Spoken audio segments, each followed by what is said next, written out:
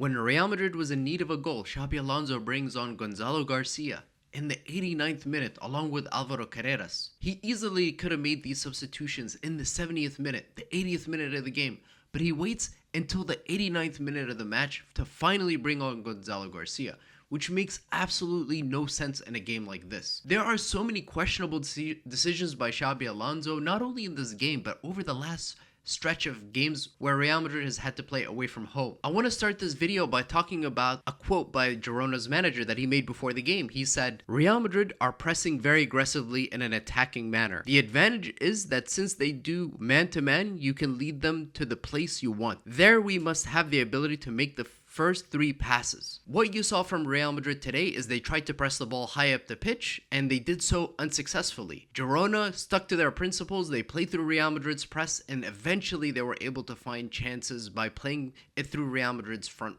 high press. And so you have to question this. Xabi Alonso has talked about how he wants Real Madrid to press the ball high up the pitch, and today you saw a very aggressive Real Madrid trying to press high from the front, using Vinicius, Mbappe, and Arda Güler. He comes off at halftime, but it was not successful. When Eduardo Camavinga comes on in the second half, Real Madrid improves overall as a team because they had a little bit more physicality in the midfield. They were able to dominate play in the midfield a little bit more. But think about the big lead Real Madrid had following the Clásico. Real Madrid has squandered that lead now, dropping points to teams that you can excuse the game against Rayo Vallecano where Real Madrid historically has dropped points there. But against Elche and today, Girona, a relegation side, is simply just not good enough because no top 3, top 4 side in La Liga is really dropping points against Girona. At times, you look at Real Madrid and it's clear that they lack some sort of fluidity. A lot of the players simply just don't know what to do when they have the ball at their feet. So now we know Real Madrid, when they have control of possession, when they're facing teams that sit in a deeper block, Real Madrid hardly has any answers. The only real spark in this game was Vinicius, who earns a penalty, and he was one of the few bright spots in the game. But Arda Güler was not able to influence the game, even though he was playing higher up the pitch, because Real Madrid in the first half hardly had any control over the ball. And Real Madrid also had no physical presence in the box. And so you would assume a player like Gonzalo García would come on a little earlier in the match, but obviously he doesn't come on until the 89th minute.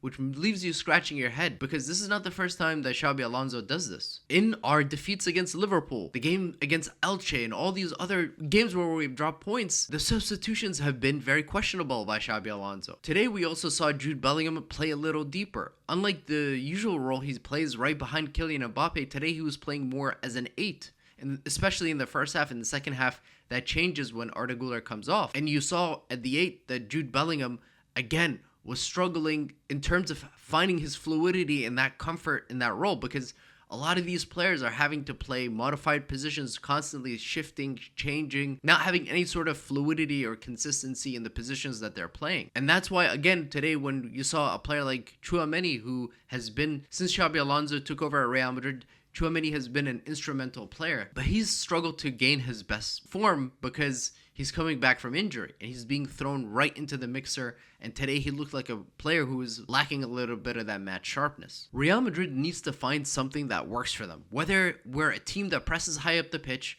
whether we're a team that plays in transition and who is deadly on the counterattack, who uses players like Vinicius and Mbappe, we need to find better ways of unlocking teams. Especially teams like this, because 80-90% of Real Madrid's games are going to be played against opposition like Elche, opposition like Girona today, teams that sit deep against Real Madrid where we're controlling the possession of the ball. But the thing is, today Real Madrid dropped points and we deserve to drop points. At no point did we look like we were going to win that game. So Real Madrid needs to find a way to break down teams like this. If you're not going to be playing with a number 9 like a Gonzalo García or a traditional number 9, then you need a little bit more fluidity off the ball, on the ball. The players need to know what they're doing because teams looking at this Real Madrid side, it's so clear how they want to attack you and you have time to set up against them. And if you can stop Vinicius, they're pretty much dead. And every time our fullbacks get the ball, whether it's Fran Garcia or Alexander Arnold, and they look up to the box, there's nobody in the box. And so they're crossing the ball for nobody, basically. And we're cycling the ball back out into the top of the box to try to find a little bit of openings, and there's hardly any off-ball movement. It's a little too early to be sounding the alarm bells with Xabi Alonso because he's just been appointed the manager a little over 6 months ago. But now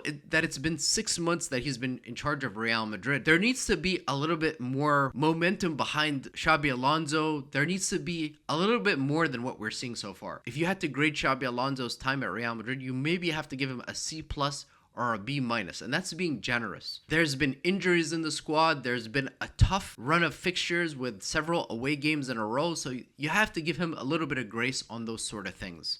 He can't control the fact that players like Militao, Rudiger are now just coming back into the lineup. You also had several tough away fixtures. You had to travel to Greece. You had the game against Elche. And then before that, you had the game against Rayo. You had the international break in between. So let's take all of that into account. And let's not be overly critical of Xabi Alonso because, to be fair, that's a tough run of games that you have to deal with. Any manager would have to deal with. But the fact of the matter is, you're facing a relegation side. The football has been atrocious. It's been terrible. The build-up has been terrible. The high press hasn't been working. And today, Real Madrid hardly created anything in front of goal. The only goal Real Madrid scores comes from a penalty kick. You can say that Vinicius was unlucky not to score one or two of those chances that he had, but those came down to individual moments of brilliance from Vinicius. I don't want to be that person because I'm always the person who errs on the side of patience and calm, but it's not looking very good under Xabi Alonso since he's come at Real Madrid in some of the decisions he's made in some of the big matches and games like this where it's not been a big match, but he hasn't made those in-game adjustments or the substitutions have been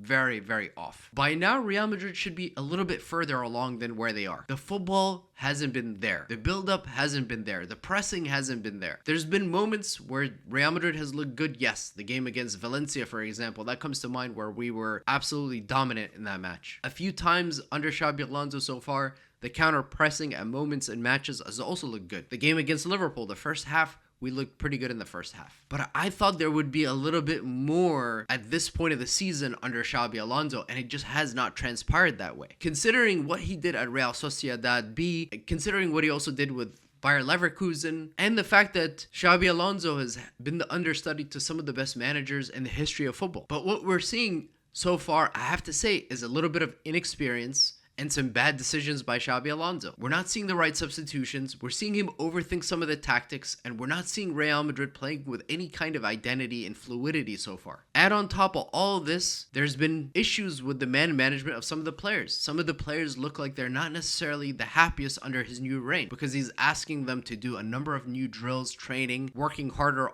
on the training ground, and that seems to be rubbing some of the players the wrong way. And so when you have an upset locker room and you're asking all these players to do all these additional drills and things that they need to work on and more discipline and all these things, if it doesn't translate to the pitch, then you have a bigger problem. It's all well and fine to ask these players to work harder on the training ground, off the pitch, to show up earlier, to do more gym work, to do all these one-on-one drills. But end of the day, it needs to translate on the actual pitch with results. Real Madrid has invested a lot in making sure that Xabi Alonso is successful as the manager of Real Madrid. They've looked to modernize the squad after Carlo Ancelotti left. And that's why Real Madrid empowered Xabi Alonso to make signings like Dean Howson, Alvaro Carreras, Franco Mastantuono. But those guys needs to come through as well. Because it's not just about Xabi Alonso needing to deliver at Real Madrid. It's also decisions he's made behind the scenes, like giving Antonio Pintus a smaller role within the football club. The Real Madrid fitness trainer who's been around and who was there during Real Madrid's three-peat. Xabi Alonso has insisted that Real Madrid do things his way. And now it's his time to deliver and to actually show us results. And so far, it's not even moving in the right direction. I don't know, maybe you guys might disagree with me. This is not me being overreactionary. I'm just saying that it's not been good. It's been very bad so far. And we need to call a spade a spade. Thank you for watching, and Hala Madrid.